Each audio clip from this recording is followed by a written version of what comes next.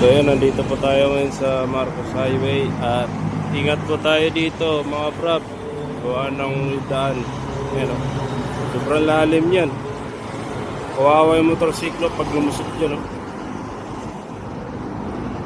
Awit tayo dyan.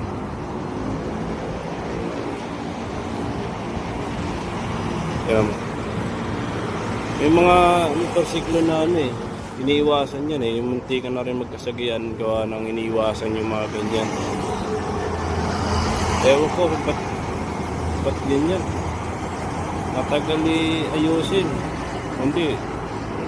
Matagal na ako nagmamanero sa pagmumotor pero mga nadadaanan ko lupak, ganun pa rin.